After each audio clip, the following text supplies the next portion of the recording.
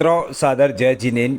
लगातार हम आपको जैन धर्म के अनेक प्राचीन स्तोत्र मंत्र यंत्र जाप और अनेक विधियों के बारे में जानकारी देते चले आ रहे हैं, जिनका प्रयोग करके आप अपने जीवन में बहुत लाभ प्राप्त कर रहे हैं और अपने जीवन में सभी खुशियों को प्राप्त कर रहे हैं।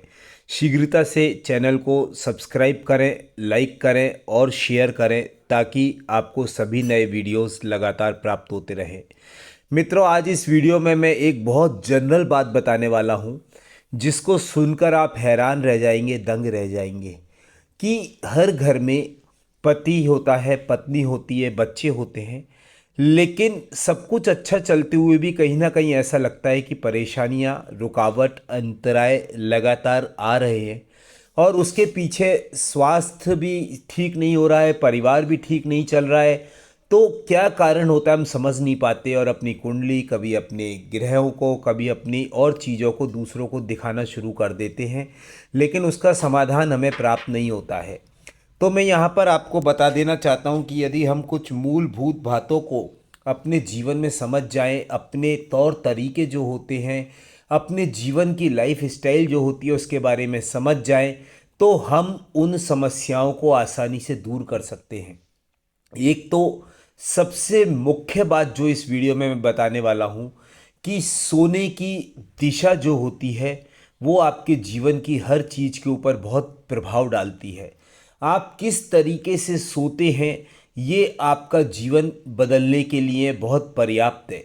यदि आपके जीवन में तनाव चल रहा है, यदि आपके जीवन में अच्छा महसूस नहीं कर रहे हैं, आपकी आर्थिक स्थिति कमज़ोर होती जा रही है, तो समझ लीजिए आपके सोने की स्थिति जो है वो ठीक नहीं है, वो पॉजिटिव नहीं है।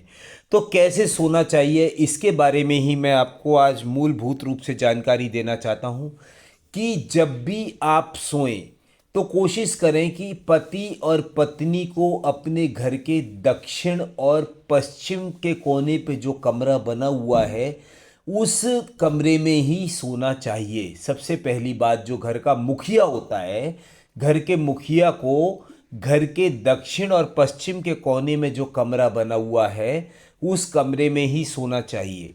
और सबसे और ज़्यादा मुख्य बात यह है कि आपका सिर किस तरफ होना चाहिए और पैर किस तरफ होने चाहिए।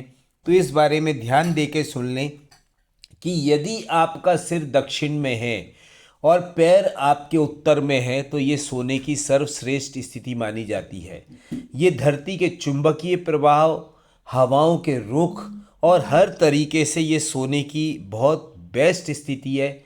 इस स्थिति में जब आप सोते हैं और उठते हैं तो उठते ही जब आप अनंतानंद सिद्ध परमेष्टि भगवंतों को और तीन लोक में विराजमान समस्त जिन बिंबों को नमन करते हैं तो आपका मुख सीधा उस तरफ हो जाता है। तो हमेशा दक्षिण पश्चिम की तरफ घर का मुखिया विश्राम करे और पैर जो है उत्तर की ओर और सिर दक्षिण की ओर होना चाहिए।